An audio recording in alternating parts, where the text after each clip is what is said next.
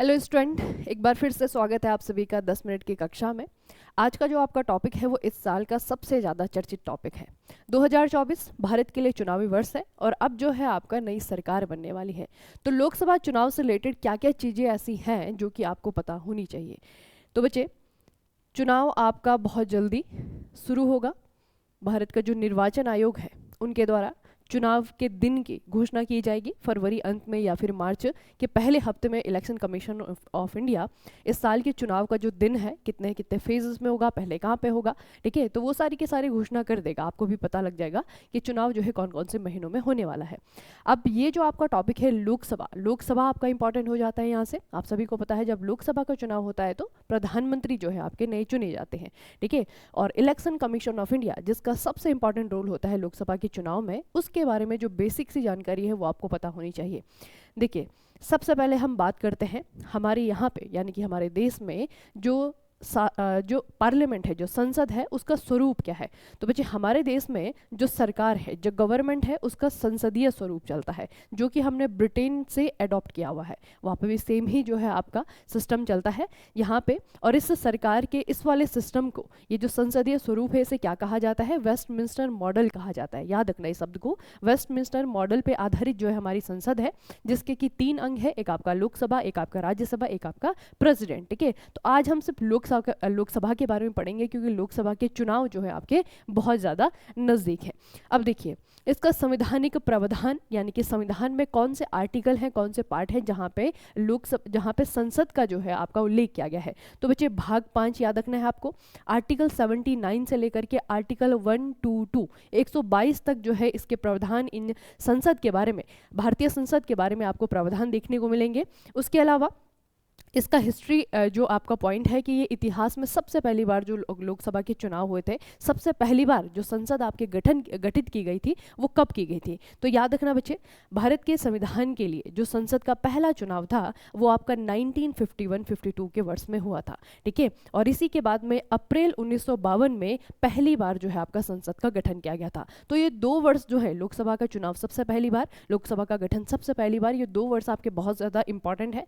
पहला चुनाव 1951-52 और जो लोकसभा का गठन हुआ वो आपका अप्रैल 1952 में पहली लोकसभा बन करके तैयार हुई, ठीक है। और इसके अलावा लोकसभा में जो आपके मेंबर होते हैं बच्चे, उनकी संख्या देखिए, उनका संख्या याद रखना। टोटल जो है वर्तमान में हमारे जो लोकसभा में जो आर्टिकल है वो आर्टिकल कहता है कि हमारी लोकसभा में ज़्यादा से ज़्यादा जो है वो 550 मेंबर हो सकते हैं, ठीक है। तो स्ट्रेंथ याद रखना, लोकसभा की जो स्ट्रेंथ है वो है आपकी 550 मेंबर्स की। उसके अलावा ये जो 550 मेंबर है ये कहाँ कहाँ से आते हैं? इनमें से 530 मेंबर जो है राज्यों से आते हैं और 20 मेंबर जो है आपका यूनियन टेरिटरी यानी कि केंद्र शासित प्रदेशों से आते हैं। उसके अलावा बच्चे, ये जो आपका नंबर है 550 का, ये हमेशा से 550 नहीं था। पहले लोकसभा में 552 जो है आपके सदस्यों की स्ट्रेंथ थी, ठीक है। मतलब टोटल जो है आपके 552 मेंबर हो सकते थे। ये 2 मेंबर जो है आपके ये एंग्लो इंडियन हुआ करते थे और इन एंग्लो इंडियन का जो है मनोनयन किया जाता था। ये चुनाव नहीं लड़ते थे, इन्हें राष्ट्रपति के द्वारा जो है नॉमिनेट किया जाता था। तो ये जो 2 सदस्य हैं इन्हें हटाया गया। कब हटाया गया? 104वां, ठीक है, 104th कॉन्स्टिट्यूशनल अमेंडमेंट हुआ। कब हुआ बच्चे? 2019 में। और 2019 के बाद से जो है आपकी ये वाली बात लागू हो गई कि अब से जो है लोकसभा में टोटल जो आपकी मेंबर की स्ट्रेंथ होगी वो 550 होगी। उससे पहले 552 हुआ करती थी, 552 हुआ करती थी। याद रखना इसे, ठीक है। अब क्या आता है आपका कि लोकसभा में चुनने वाला यानी कि लोकसभा के चुनाव में जो व्यक्ति उठता है, ठीक है, जो चुनाव लड़ता है, उसकी मिनिमम एज क्या होती है? मिनिमम एज का क्राइटेरिया बहुत बार पूछा जाता है। तो याद रखना 25 वर्ष की जो है आपकी उम्र होनी चाहिए लोकसभा के चुनाव को लड़ने के लिए, ठीक है। और 25 वर्ष की आयु के साथ में आप जो है 25 वर्ष की आयु अगर आपने पूरी कर ली तो आप लोकसभा के सदस्य बन सकते हैं, मेंबर ऑफ पार्लियामेंट बन सकते हैं। उसके अलावा ये तो हो गई कि 550 जो है मैक्सिमम मेंबर हो सकते हैं। लेकिन हम अगर आज की लोकसभा की बात करें, वर्तमान सरकार की बात करें, वर्तमान लोकसभा की बात करें, तो बच्चे आज जो है 543 जो है मेंबर हैं लोकसभा में, ठीक है। वर्तमान में 543 मेंबर हैं, जिनमें से कि 530 मेंबर जो हैं आपके वो अपने अपने राज्यों को रिप्रेजेंट कर रहे हैं और 13 मेंबर जो है आपके वो यूनियन टेरिटरी से हैं, ठीक है, यूटी से आते हैं। उसके अलावा जो वर्तमान में आपकी लोकसभा है उसके जो अध्यक्ष हैं या फिर लोकसभा के जो स्पीकर हैं उनका नाम भी याद रखना, ये है श्री ओम बिरला, ठीक है। ये भी बदल जाएंगे जब आपकी सरकार बदलेगी, ठीक है। हो सकता है कि इनकी पार्टी जीत जाए और इन्हें ही दोबारा बना दे, लेकिन लोकसभा का अध्यक्ष का चुनाव भी आपका दोबारा होगा, जैसे प्राइम मिनिस्टर दोबारा चुना जाता है उसी तरीके से, ठीक है। तो ये बहुत बेसिक सी चीज़ें हैं, आप लोगों ने पढ़ी होंगी, थोड़ी सी रिवाइज हो गई होंगी लोकसभा के बारे में, जो आपका बहुत बेसिक सी चीज़ें हैं, ठीक है। ये अमेंडमेंट याद रखना बच्चे 2019 में हुआ था 104वें नंबर का, जिसके द्वारा क्या किया गया था, दो जो एंग्लो इंडियन का मनोनयन किया जाता है राष्ट्रपति के द्वारा, वो वाला प्रावधान आपका हटा दिया गया, ठीक है। ये हो गई आपकी लोकसभा के बारे में बेसिक बातें। अब आता है कि लोकसभा का चुनाव जब होगा तो ये टोटल मैंने अभी आपको बताया कि 550 सीटें हैं। अब ये 550 सीटें बच्चे राज्यों में बांटी गई हैं, ठीक है। अलग अलग राज्यों को उनकी पॉपुलेशन के अकॉर्डिंग, उनकी जनसंख्या के अनुसार जो है आपका सीटों का आवंटन किया गया है। तो इसमें आपका एक प्रश्न आता है कि वो राज्य बताइए जहां पे लोकसभा की सीटें सबसे ज़्यादा है। ये है आपका उत्तर प्रदेश। यहाँ पे आप लोग देख रहे हैं, ये आपका लोकसभा की सीटों का नंबर है, उसके बाद में जो है असेंबली सीट यानी कि विधानसभा की सीटों का नंबर है, और लास्ट में जो आपका कॉलम है इसमें आपका राज्यसभा की सीटों का नंबर है, ठीक है। तो उत्तर प्रदेश वो राज्य है हमारे देश में जिसके पास में सबसे ज़्यादा लोकसभा की सीटें हैं, 80 याद रखिएगा नंबर में, ठीक है। और उसके अलावा अगर सबसे कम पूछा जाए तो सबसे कम वाले बचे जहाँ पे एक सीट है। अगर आपको दिख रहा होगा, मिजोरम जो है आपका एक सीट के साथ में है, नागालैंड जो है आपका एक सीट वाला स्टेट है, उसके अलावा पुडुचेरी ये आपका यूनियन टेरिटरी है, ये भी आपका एक सीट का है, ठीक है। सिक्किम को आप लोग देखिए, यहाँ पे भी आपकी लोकसभा की सिर्फ एक ही सीट है। तो सबसे कम वाले ज़्यादा हैं, लेकिन सबसे ज़्यादा वाला एक ही स्टेट है, वो है आपका उत्तर प्रदेश। इसीलिए बच्चे कई बार जो है यहाँ पे लोकसभा की सीटों की संख्या पूछी जाती है, तो याद रखना 80 सीटें हैं टोटल यहाँ पे, ठीक है, 80 सीट हैं। उसके अलावा जो 550 सीटें हैं, ठीक है, 550 जो सीटें हैं, इन सीटों में भी आपका, जैसे आप एजुकेशन के फील्ड में देखते होंगे आरक्षण दिया जाता है, जैसे आप सरकारी जब फॉर्म भरते हैं तो उसमें आप लोग देखते हैं कि इतनी सीटें जो है एससी के लिए रिजर्व है, इतनी सीटें एसटी के लिए रिजर्व है, इतनी सीटें ओबीसी के लिए रिजर्व है। उसी प्रकार से बच्चे यहाँ पे जो लोकसभा की सीटें हैं, यहाँ पे भी रिजर्वेशन आपको देखने को मिलेगा, ठीक है। तो वो आंकड़ा भी पूछा जाता है। वर्तमान में अगर आप देखें बच्चे, तो जो आपका शेड्यूल कास्ट है, अनुसूचित जाति है, उनकी जो आपकी संख्या है वो है आपका 84 सीटें पे जो है आपका सिर्फ एससी का कैंडिडेट ही चुना जाएगा। उसके अलावा एसटी की अगर बात करें, शेड्यूल ट्राइब्स की अगर बात करें, तो 47 सीटों पे जो है आपके एसटी की यानी कि जो अनुसूचित जनजातियां होती हैं उनके मेंबर जो है चुने जाते हैं, ठीक है। तो ये जो रिजर्वेशन है बच्चे, इसे भी याद रखना, 550 में से कितनी सीटें जो है एससी के लिए और कितनी सीटें जो है एसटी के लिए रिजर्व हैं, उन्हें आपको याद रखना है, ठीक है। रिजर्वेशन यहाँ पे भी दिया जाता है। अब बात करते हैं वर्तमान लोकसभा की। वर्तमान लोकसभा जो है बच्चे, ये आपकी बहुत जल्दी भंग होने वाली है, क्योंकि इसका जो कार्यकाल है 5 साल का कार्यकाल होता है, ये खत्म होने वाला है, ठीक है। तो वर्तमान लोकसभा के जो काम है, वर्तमान लोकसभा में कौन कौन से बिल जो हैं आपके ऐसे रहे जो बहुत ज़्यादा चर्चाओं में रहे, सिर्फ उन्हीं को मैं आपको बताऊंगी, क्योंकि बच्चे लोकसभा के टोटल जो सत्र हैं वो आपके 3 सत्र होते हैं, और तीनों सत्र में अलग अलग प्रकार के विधेयक आते हैं, उनमें से कुछ पास होते हैं, कुछ नहीं होते हैं, ठीक है। तो पिछले 5 सालों में वो विधेयक कौन से रहे जो सबसे ज़्यादा कंट्रोवर्सी में रहे, सबसे ज़्यादा आपके जो सबसे ज़्यादा न्यूज़ में रहे, आप ये कह सकते हैं, ठीक है। उनमें से बच्चे जो सबसे इंपॉर्टेंट है और काफ़ी ज़्यादा सराहनीय भी है, इसे जो है बहुत भारी मतों के साथ भी जो है लोकसभा में ये आपका पास हुआ, ये रहा आपका महिला आरक्षण विधेयक, ठीक है। 2023 का महिला आरक्षण विधेयक सबसे ज़्यादा चर्चाओं में रहा। सरकार के बनते ही 2019 में आपके पिछले जो लोकसभा के चुनाव हुए थे, उसके बनते ही बच्चे आपका जम्मू कश्मीर पुनर्गठन विधेयक 2019 में आपका विधेयक आया था, जिसके तहत जम्मू कश्मीर से 370 जो है आपका वो खत्म किया गया, और जम्मू कश्मीर को और लद्दाख को, दोनों को, ये पहले आपका पूरा का पूरा एक ही राज्य हुआ करता था जम्मू कश्मीर के नाम से। इस संशोधन, इस विधेयक के आने के बाद में, इस अधिनियम के आने के बाद में जम्मू कश्मीर अलग से यूनियन टेरिटरी बन गया और लद्दाख जो है आपका वो अलग यूटी बन गया, ठीक है। तो एक ये हो गया आपका चर्चा वाला। उसके अलावा जो मुख्य चुनाव आयुक्त होता है, जो चीफ इलेक्शन कमिश्नर होता है भारत का, उसकी नियुक्ति किस प्रकार से करनी चाहिए, उसकी नियुक्ति से रिलेटेड सेवा की शर्तें, कार्यालय की अवधि, इन चीज़ों को लेकर के बच्चे आपका एक विधेयक आया था, जिसे कि लोकसभा में पास किया गया, उसके बाद में राज्यसभा में पास किया गया, लेकिन उसमें जो है प्रेसिडेंट के साइन नहीं हुए हैं, ठीक है। तो एक जो है आपका ये विधेयक आपका लाया गया, ये भी काफ़ी ज़्यादा चर्चाओं में रहा। इसमें सुप्रीम कोर्ट को भी जो है इंटरवीन करना पड़ गया था, ठीक है। तो ये आपका ये मुख्य चुनाव आयुक्त वाला हो गया। एक और आपका अधिनियम है डिजिटल डेटा संरक्षण विधेयक, ठीक है, याद रखना, डिजिटल डेटा संरक्षण विधेयक ये आपका 2023 में लाया गया था, ठीक है। और 3 कृषि कानून, इन्हें तो आप लोग भी नहीं भूल सकते हैं, क्योंकि जब 3 कृषि कानून बच्चे लाए गए थे लोकसभा में, उसके बाद में आप लोगों ने देखा होगा किस तरीके से जो है आपका किसानों के द्वारा आंदोलन किया गया, ठीक है। और तब तक वो आंदोलन करते रहे जब तक कि सरकार ने इन नियमों को, इन कानूनों को वापस नहीं ले लिया, ठीक है। तो ये 3 कृषि कानून थे जिन्हें बाद में सरकार के द्वारा निरस्त कर दिया गया था। उसके अलावा बच्चे आपके जो भारतीय यहाँ पे देखिए, जो आपने आईपीसी, इंडियन पीनल कोड हो गया, आपका सीआरपीसी हो गया, ये जो नियम थे जो कि ब्रिटिश एरा से चलते हुए आ रहे थे, ठीक है, उनका नाम जो है आपका बदल दिया गया, ठीक है। देखिए, जैसे सबसे पहले आपका इंडियन पीनल कोड है, इसका नाम बदल करके भारतीय न्याय संहिता बिल 2023 कर दिया गया, ठीक है। उसके अलावा आपका इंडियन एविडेंस एक्ट 1872 का, इसका नाम बदल करके भारतीय साक्ष्य बिल 2023 कर दिया गया।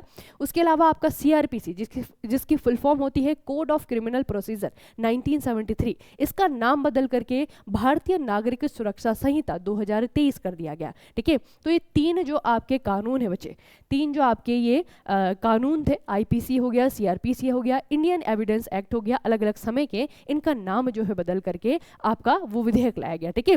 तो ये वो विधेयक रहे जो कि 17वीं लोकसभा के सबसे ज्यादा चर्चित विधेयक रहे, सबसे ज्यादा चर्चित जो है अधिनियम रहे, जिन्होंने की सुर्खियां बटोरी खूब सारी, ठीक है। उसके अलावा याद रखना बच्चे, 17वीं लोकसभा में 179 विधेयक, जिसमें से कि विनियोग को छोड़ दें अगर हम और वित्त विधेयकों को छोड़ दें, ठीक है, जो आपकी इंपॉर्टेंस के विधेयक होते हैं, 179 विधेयक जो है पारित किए गए। पारित मतलब होता है पास किए गए, ठीक है। एक तो होता है आपका पेश किए गए, एक होता है आपका पास किए गए। तो पेश करने का मतलब तो है कि लोकसभा के द्वारा जो है सिर्फ प्रपोजल दिया गया, लेकिन वो अगर पास हो जाए बच्चे, वो जो कानून बनने की जो आपकी प्रक्रिया होती है लोकसभा से, उसको जो है मेजोरिटी में बहुमत मिलता है, उसके बाद में राज्यसभा में जाता है, उसके बाद में आपका जो है प्रेसिडेंट के द्वारा उस पर साइन किए जाते हैं, ठीक है। तो इस प्रोसेस से जो आपका विधेयक गुजर जाता है वो आपका एक्ट कहलाता है, उसे कानून कहते हैं, ठीक है। तो इस समय 17वीं लोकसभा में टोटल 179 विधेयक जो है वो पारित किए गए, ठीक है। वित्त मंत्रालय और गृह मंत्रालय, इन दोनों मिनिस्ट्रीज का नाम याद रखना। सबसे ज्यादा जो विधेयक थे बच्चे, वो कौन कौन से मंत्रालय से रिलेटेड थे? एक आपका वित्त मंत्रालय हो गया, एक आपका गृह मंत्रालय हो गया, ठीक है। इन दोनों मंत्रालयों ने सबसे अधिक संख्या में विधेयक प्रस्तुत किए थे, ठीक है, पेश किए थे। लगभग देखिए आपका 15% दोनों मंत्रालय ने, ठीक है। एक आपका वित्त मंत्रालय हो गया, एक आपका गृह मंत्रालय हो गया। उसके अलावा आपको क्या याद रखना है, और क्या हुआ 17वीं लोकसभा के टाइम पीरियड पे, और कौन सी ऐसी चर्चा वाली बात हुई जो कि आपको पता होनी चाहिए। सबसे पहले बच्चे 19 सितंबर 2023 को हमारे जो संसद भवन है, जो पुराना संसद भवन था राउंड वाला, आपने बहुत बार देखा होगा, वो आपका बदल दिया गया, ठीक है। नए संसद भवन के जो है आपकी उद्घाटन हुआ, इनॉग्रेशन हुआ, और यहाँ पे जो है कामकाज शुरू हो गया, ठीक है। तो नए संसद भवन का निर्माण जो है ये भी एक बड़ी घटना रही 17वीं लोकसभा में। उसके अलावा देखिए आप, गंभीर सुरक्षा उल्लंघन, देखिए बच्चे 13 दिसंबर 2023 को संसद पर हमला हुआ। अब ये हमला जो है उतना ज़्यादा जो है सीरियस नहीं था, लेकिन सिक्योरिटी में बहुत बड़ी चूक थी, ठीक है। ये जो 13 दिसंबर का दिन है ना बच्चे, ये आपका 2001 को, 13 दिसंबर 2001 को जब आपका संसद पे हमला हुआ था, वो वाला दिन है ये, ठीक है। तो इसी दिन पर, सेम इसी डेट पे जो है आपका संविधान में उस दिन जो है लोकसभा में आपका शून्यकाल चल रहा था। शून्यकाल के चलते हुए जो है 2 लोग जो है अपने पैरों पे, अपने जूते में जो है आपका 2 कुछ कनस्तर टाइप की चीजों जो है लेकर के अंदर घुसे, और जिसमें से कि पीला रंग का जो है धुआं निकलते हुए देखा गया, ठीक है। तो ये जो घटना है बच्चे, ये गंभीर सुरक्षा उल्लंघन बताती है। तो ये भी जो है आपका 17वीं लोकसभा में एक तरीके से कह सकते हैं कि ये भी एक हाईलाइट वाला पॉइंट रहा, ठीक है। ये दिन याद रखिएगा जिस दिन संसद में हमला हुआ था। कब हुआ था संसद पे हमला? 13 दिसंबर 2001 में हमला हुआ था, ठीक है। उसके बाद में बच्चे आपका एक रिपोर्ट आती है एडीआर नाम से। एडीआर का फुल फॉर्म है एसोसिएशन फॉर डेमोक्रेटिक रिफॉर्म्स, ठीक है। एडीआर एक एनजीओ है। इनके द्वारा जो हमारे रिप्रेजेंटेटिव हैं, जो हमारी सरकारें हैं, उन पे अलग अलग प्रकार के एनालिसिस किए जाते हैं, और उसके आधार पे, उस एनालिसिस के आधार पे, उस सर्वे के आधार पे ये रिपोर्ट जनरेट करते हैं, ठीक है। तो एडीआर की रिपोर्ट के अनुसार अगर हम कहें, जो 17वीं लोकसभा थी, इसमें जो निर्वाचित सदस्य थे, जो निर्वाचित सांसद थे, सांसद महोदय थे, उनमें से बच्चे 43%, ठीक है। 43% ऐसे सांसद थे जिनके विरुद्ध कोई ना कोई आपराधिक मामला दर्ज है, ठीक है। तो एडीआर की जो रिपोर्ट है इसे याद रखना, इन्होंने कहा है 17th जो आपकी लोकसभा थी यानी कि जो जा रही है, ठीक है, जिसमें अभी हम हैं, जो कि जुलाई में आपकी बदल दी जाएगी, ठीक है। इस वाली लोकसभा में 43% ऐसे मेंबर थे, ऐसे सांसद थे जिनके खिलाफ कहीं ना कहीं जो है कोई ना कोई प्रकार की आपराधिक मामले जो हैं दर्ज हैं, ठीक है। ये रिपोर्ट का जो आपका रिजल्ट है वो भी आपको याद रखना है। उसके बाद में बच्चे आता है आपका अब आगे आने वाली जो आपकी सरकारें हैं, अब क्या हो रहा है आपका, अभी कुछ एक दो दिनों में या फिर मार्च के पहले हफ्ते में जो इलेक्शन कमीशन ऑफ इंडिया है ये चुनाव की डेट या चुनाव का जो पूरा का पूरा टाइम टेबल होगा वो रिलीज कर देगा बच्चे। उसके बाद से जो है सभी पॉलिटिकल पार्टियां क्या कर देंगी, अपना अपना प्रचार शुरू कर देंगे। प्रचार तो वैसे भी हो रहा है इनडायरेक्टली, लेकिन प्रचार जो है शुरू कर दिया जाएगा। अब देखिए इस बार का जो आपका प्रचार है यानी कि जो 18वीं लोकसभा का जो आपका चुनाव होगा उसमें जो सबसे बड़े बड़े दल हैं बच्चे वो कौन कौन से हैं। एक तरफ तो आपका एनडीए है जिसे आप नेशनल डेमोक्रेटिक अलायंस कहते हैं, ठीक है। और दूसरा जो एनडीए के विपक्ष में जो आपके दल थे उन सभी दलों ने जो है मिल करके जो है एक अपना नया क्या बनाया है, अलायंस बनाया है, गठबंधन बनाया है, और इसका नाम क्या है, इंडिया है। तो इसका फुल फॉर्म थोड़ा सा याद रखना। देखिए इंडिया का मतलब इन्होंने क्या बताया है, आई का मतलब है इंडियन, एन का मतलब है नेशनल, डी का मतलब है डेमोक्रेटिक, आई का मतलब है इंक्लूसिव और ए का मतलब है अलायंस, ठीक है। तो ये जो इंडिया गठबंधन बना है इसमें बहुत बड़ी बड़ी पार्टी जैसे कि आपका आईएनसी हो गया, इंडियन नेशनल कांग्रेस हो गई, जिसमें आपका ये अखिलेश यादव समाजवादी पार्टी हो गई, जिसमें आपका तृणमूल कांग्रेस हो गई, ठीक है, महबूबा मुफ्ती हो गई, इंडियन नेशनल कांग्रेस हो गई, जिसमें झामुमो, ठीक है, अभी झारखंड की जो सरकार है झारखंड मुक्ति मोर्चा, ठीक है, वो भी इसमें हो गई। तो मतलब लगभग आप हो गया, इसमें आम आदमी पार्टी हो गई। तो लगभग जो है सारे के सारे थे, इसमें से एक दो तो चले भी गए हैं जैसे कि आपके नीतीश कुमार हैं, ये भी गठबंधन में थे, इंडिया गठबंधन, लेकिन इन्होंने छोड़ करके दोबारा से जो है एनडीए ज्वाइन कर लिया है, ठीक है। तो ये तो बच्चे होता रहता है, इधर उधर जाते रहते हैं ये लोग, ठीक है। तो फिलहाल ये याद रखिएगा कि 18वीं लोकसभा के लिए चुनाव लड़ने वाले जो सबसे बड़े जो दल हैं उसमें आपका एनडीए है, नेशनल डेमोक्रेटिक अलायंस, जिसमें कि आपकी सबसे बड़ी जो पार्टी है वो बीजेपी है, और बीजेपी के साथ में शिवसेना हो गई, उसकी जो और साथी पार्टियां हैं वो उसमें हैं, ठीक है। तो एनडीए हो गया आपका। एनडीए में लगभग बच्चे अभी जो है 37 दल हैं, 37 पॉलिटिकल पार्टीज हैं, ठीक है। और इंडिया की अगर बात करें तो इसमें जो है 25-26 पार्टी हैं, ठीक है। तो ये दोनों दल हैं जो कि इस बार की जो आपका दंगल है उसमें हिस्सा लेंगे, ठीक है। इन दोनों के बीच में आपको लड़ाई देखने को मिलेगी 18वीं लोकसभा का जो आपका चुनाव होगा। उसके अलावा ये जो 17वीं लोकसभा है इसका सत्र कब खत्म होगा, ये डेट बहुत इंपॉर्टेंट है। तो इसका सेशन बचे आपका एक्सपायर हो जाएगा 16 जून 2024 को, ठीक है। 16 जून 2024 को इसका जो सेशन है वो खत्म हो जाएगा।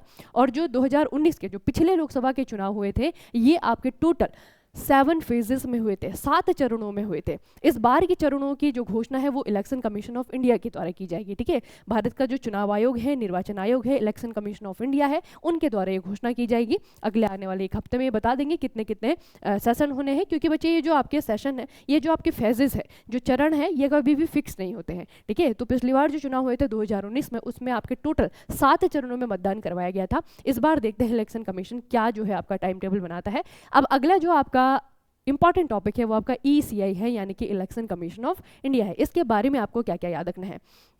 भारत का निर्वाचन आयोग कह सकते हैं हिंदी में, भारत का चुनाव आयोग भी कह सकते हैं, ठीक है। तो बच्चे भारत में जितने भी आपके चुनाव होते हैं, लोकसभा का हो गया आपका विधानसभा के हो गया, इन सभी को जो है आपका जिम्मेदारी पूर्वक करवाने का, निष्पक्ष करवाने का जो जिम्मेदारी होती है, जो जिम्मा होता है वो होता है आपका इलेक्शन कमीशन ऑफ इंडिया के ऊपर, ठीक है, भारत के निर्वाचन आयोग के ऊपर। ये कब बना था, ये बना था आपका 25 जनवरी 1950 को, और इस दिन को भारत में क्या मनाया जाता है, राष्ट्रीय मतदाता दिवस के रूप में मनाया जाता है 25 जनवरी, ठीक है। इस दिन जो है इसका गठन हुआ था, और ये जो है एक संवैधानिक संस्था है। संवैधानिक संस्था होने का मतलब क्या है, ये भारत के संविधान के किसी न किसी अनुच्छेद में आता है। तो कौन सा वाला आर्टिकल है ये, आर्टिकल 324, ठीक है। आर्टिकल 324 क्या कहता है, आर्टिकल 324 कहता है कि जो राष्ट्रपति हैं हमारे देश के, जो प्रेसिडेंट हैं, वो अपॉइंट करेंगे चीफ इलेक्शन कमिश्नर को, मुख्य निर्वाचन आयुक्त को, ठीक है। देखिए बच्चे, चीफ इलेक्शन कमिश्नर, पहले ये देख लेते हैं, जो इलेक्शन कमीशन ऑफ इंडिया है, अब ये जो आपकी संस्था थी जब ये बनाई गई थी 1950 में, 1950 में,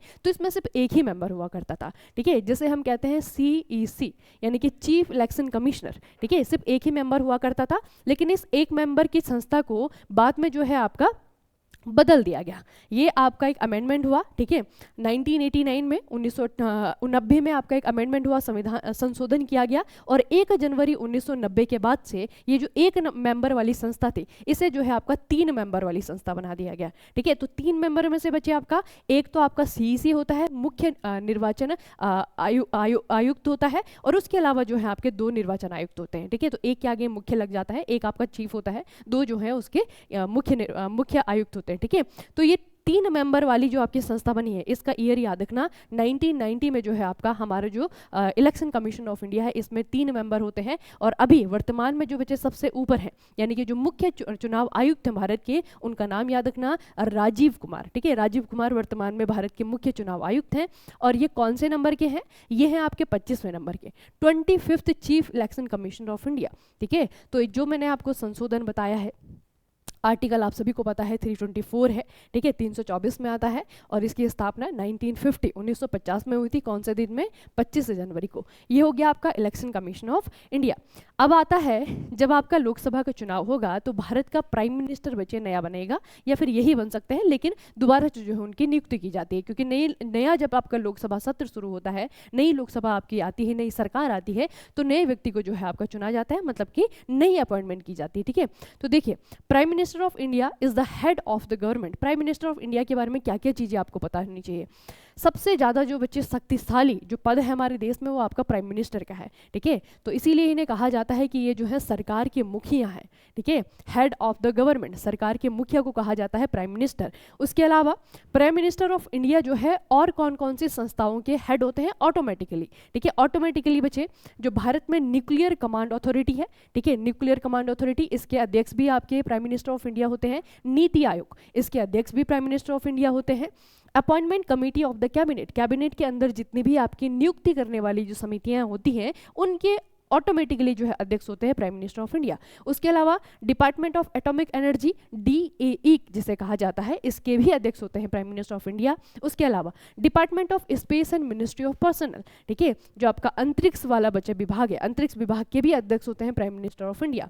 उसके अलावा पब्लिक ग्रीवेंसेस, लोक शिकायतों का जो आपका डिपार्टमेंट है, उसके भी यही अध्यक्ष होते हैं। और सबसे अंतिम है आपका पेंशन, ठीक है, लोक शिकायतों का और पेंशन, ये जो डिपार्टमेंट है, दोनों के अध्यक्ष आपके ऑटोमेटिक कौन होते हैं? प्राइम मिनिस्टर ऑफ इंडिया होते हैं, ठीक है। और प्राइम मिनिस्टर ऑफ इंडिया जो है आपका, वो सलाह बच्चे किसके द्वारा?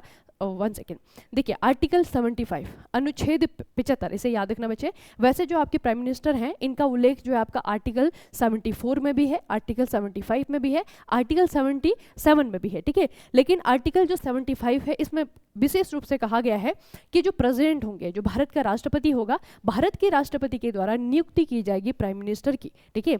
अब नियुक्ति का मतलब क्या है? नियुक्ति का मतलब ये नहीं है बच्चे कि प्रेसिडेंट चाहेंगे तो किसी को भी प्राइम मिनिस्टर बना सकते हैं, ठीक है। वो सिर्फ जो है आपकी नियुक्ति करते हैं। उसके बाद में प्राइम मिनिस्टर जो है आपका सबसे बड़ा एडवाइजर होता है प्रेसिडेंट के लिए, ठीक है। उसके बाद से बच्चे प्रेसिडेंट कोई भी काम करेगा, उसे जो है आपका वो बाध्य है कि उसे प्राइम मिनिस्टर की सलाह लेनी ही लेनी होगी, ठीक है। तो ये याद रखना, 75 में आपका अपॉइंटमेंट ऑफ प्राइम मिनिस्टर आता है। प्राइम मिनिस्टर की नियुक्ति किसके द्वारा की जाती है? प्रेसिडेंट के द्वारा की जाती है। और उसके बाद में प्राइम मिनिस्टर और प्रेसिडेंट दोनों ही मिलकर के जो है बाकी जो कैबिनेट मिनिस्टर्स होते हैं, उनकी नियुक्तियां करते हैं, ठीक है। ये याद रखना आर्टिकल 75, क्योंकि प्राइम मिनिस्टर के बारे में सबसे इंपॉर्टेंट आर्टिकल है बच्चे, ठीक है।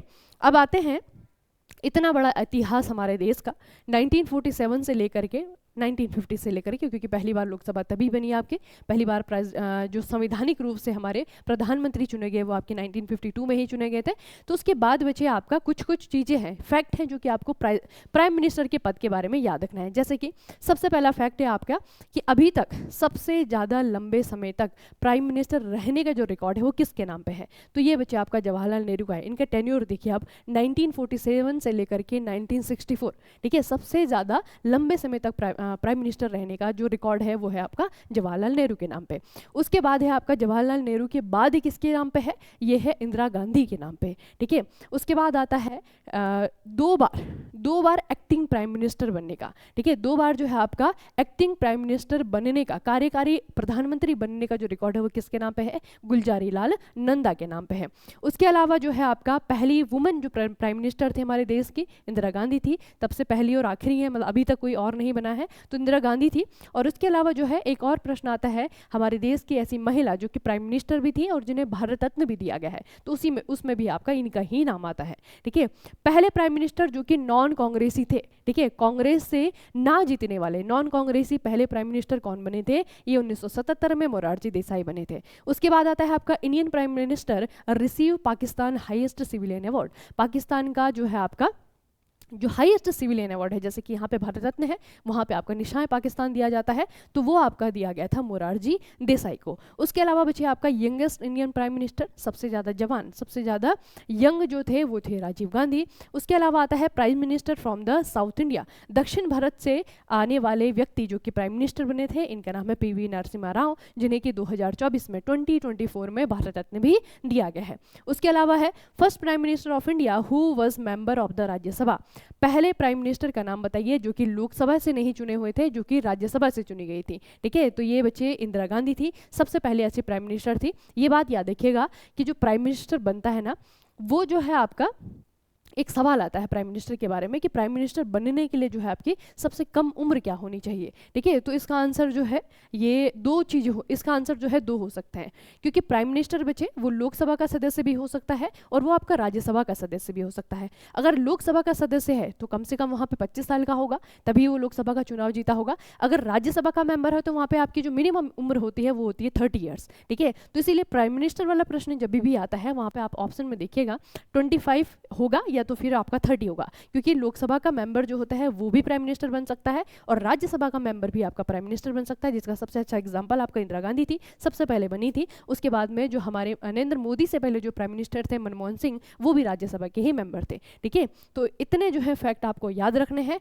और अब ये जो है आपका आज का होमवर्क है, आपको क्या करना है बच्चे, list of prime minister of India, इनका टाइम लाइन देख लेना है, कब से कौन साल तक कौन प्राइम मिनिस्टर था, पहले नंबर पे, दूसरे नंबर पे, क्योंकि अब ये जो लिस्ट है ना, इससे आपको भांति भांति प्रकार के प्रश्न पूछे जाने के लिए तैयार हैं, क्योंकि 2024 का जो वर्ष है वो हमारे प्राइम मिनिस्टर्स के लिए, लोकसभा के चुनाव के लिए बहुत इंपॉर्टेंट होने वाला है। ठीक है, तो जो जिस टाइम पीरियड पे प्राइम मिनिस्टर बना है, पूरी की पूरी जो लिस्ट है, कोई ट्रिक बनाइए, कुछ भी बनाइए, बस इसे जो है याद कर लीजिएगा। ठीक है, क्योंकि यहाँ पे और क्रम से याद करिए, ऐसा मत सोचिएगा अटल बिहारी वाजपेयी बने थे, गुलजारी लाल नंदा बने थे, जवाहरलाल नेहरू बने थे। ठीक है, ये जो मनमोहन सिंह है वो बने थे, इनका क्रम से याद रखिएगा, कौन कब आया था। जिनकी 2 दिन के लिए भी सरकार है वो भी आपको याद करना है। ठीक है, 2 दिन के सरकार के बाद में कौन सी नई सरकार आई वो भी आपको याद करनी है, लोकसभा भंग कब हुई थी वो भी आपको याद करना है। तो इनका जो टेन्योर है ना उस पर खासा ध्यान दीजिएगा, 1977 से 79 तक, उसके बाद दोबारा चुनाव हुए आपके 79 से 80 तक। ठीक है, ये लंबे समय तक क्यों नहीं चल पाए। ठीक है, तो ये जो बीच के जितने भी बच्चे आपके कार्यकारी प्रधानमंत्री हुए या फिर जो कार्यकारी नहीं भी हुए, उन सभी का जो है आपको क्या करना है, पढ़ना है। ठीक है, तो टाइमलाइन जो है प्राइम मिनिस्टर की देख लेनी है, कब कौन प्राइम मिनिस्टर बना था, और ये जो पूरी की पूरी टाइमलाइन है ये बहुत ज़्यादा इंपॉर्टेंट होने वाली है इस साल। ठीक है, चलिए फिर अब ये आपके लिए होमवर्क है, मिलते हैं किसी और वीडियो में।